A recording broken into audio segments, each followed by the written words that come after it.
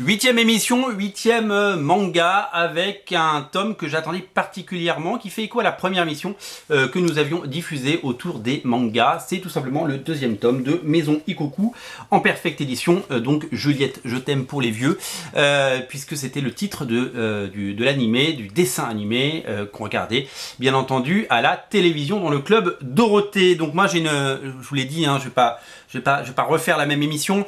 Le but il est vraiment de vous faire partager une passion et de vous annoncer aussi certaines sorties. J'ai une histoire particulière avec Maison Ikkoku parce que ça fait partie de ces mangas que je regardais donc à la télé plus jeune et qui me fascinait, bien que je n'étais pas la cible.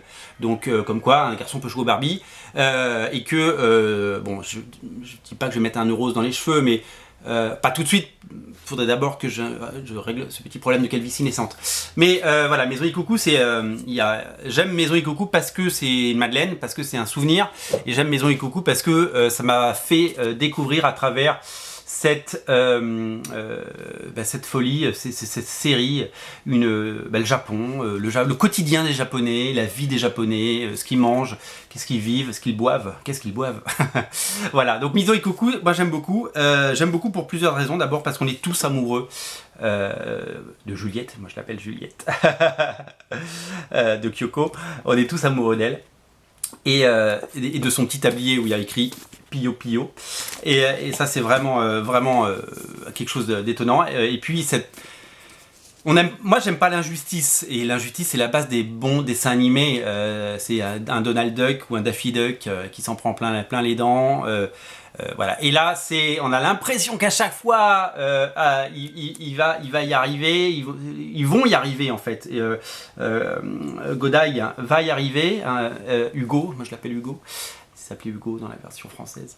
Et donc du coup, on a l'impression qu'il va y arriver, mais il va pas y arriver. Ils font un pas en avant, deux pas en arrière, deux pas en avant, trois pas en arrière. Et c'est un petit peu tout le temps ce qui fait le charme de cette série, même si c'est une... voilà, le manga pardon, est un peu daté, même si au moment on est en boucle, mais c'est pas grave parce qu'il y a ce plaisir.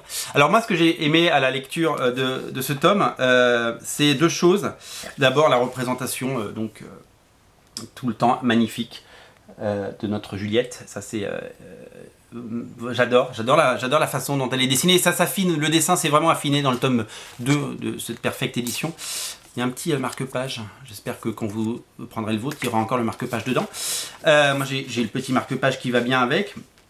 Et puis il y a ces moments qui me rappellent d'abord le dessin animé bien entendu, avec ces scènes à la plage, les cours de tennis, ces scènes folles là.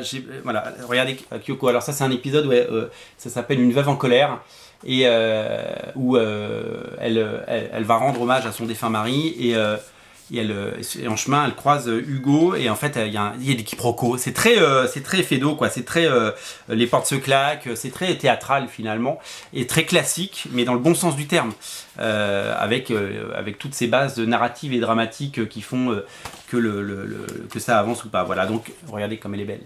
Voilà, et donc il y a toutes ces scènes là, il y a le triangle amoureux qui s'installe. Il y a bien entendu toute la galerie de personnages avec les colocataires de la pension des Mimosas qui sont tous plus barrés les uns que les autres, et c'est drôle, et c'est fun, et c'est frais, et c'est tout ce que j'aime. Voilà. Et puis quand on voit des images comme ça, voilà, il y a peu de mots, mais c'est très marquant et c'est très poignant, c'est très joli. Voilà, regardez comme elle est belle. Ce sont des histoires d'amour qu'on aurait envie de lire et de vivre, et c'est vraiment charmant comme tout. Voilà, donc le tome 2 est dispo. Il devait sortir évidemment pendant le confinement, il sort que maintenant, donc le tome 3 arrivera très vite derrière, et c'est génial parce que je suis trop content de lire ça et de le redécouvrir avec grand plaisir. Voilà, c'est disponible sur originalcomics.fr au rayon manga, et je vous invite à craquer pour Maison Ikkoku tome 2. Il est dispo, faites-vous plaisir et lisez des mangas, des comics. Le lien est dans le descriptif de la vidéo. Salut!